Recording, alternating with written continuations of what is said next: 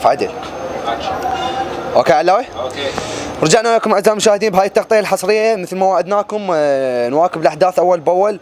الصراحه الجهه الغربيه الموصل هذا ما لقيت يعني عوائل ماكو هسه شو اسمه الشرطه والحشد الشعبي جاي ينقلون العوائل النازحه، بس لقيت هذا الطفل بوحده. يعني هسه احاول اشوف شنو السالفه. خلينا نساله شلونك حبيبي؟ زين. حبيبي تقدر تقول لنا سووا داعش بيكم شنو اللي صار المشاهدين يعرفون؟ ذبحونا، ملخونا، ايه دوخونا، موتونا، ايه شقونا شق. يعني داعش شككم شق؟ ايه. زين حبيبي، بينما داعش شككم شق، انت هسه وين بيتكم؟ عندكم اهلك وينهم؟ ماكو حد وياك؟ كلتهم ماتوا، بيتي تدمر، فلوس باكيت الجقاير ما عندي. يعني انت تدخن سجاير؟ بس من اشرب عرق. يعني انت تشرب عرق؟ بس من العب دنبله. تلعب دنبله؟ ايه.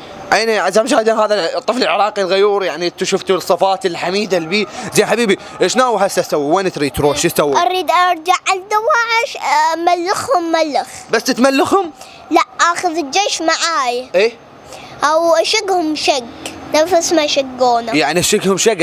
يعني هذا الطفل العراقي يعني ما ادري شنو هالغيره، يريد يرجع هو والجيش العراقي يشق الدواعش الشق. يعني بهاي العباره يعني انا اسف على الالفاظ البذيئه، بس هو بعد هو طفل وحكاها. زي حبيبي ما تخاف من الطلاق من لا ما اخاف من كل شيء، بس من الله. عافيه حبيبي عافيه. يعني شفتوا الطفل العراقي، واكيد هو هذا الطفل العراقي اللي يحاول يعني يقضي على كل، واكيد هو هذا الطفل العراقي الجبان اللي شرد من الطلاق ويريد يحارب.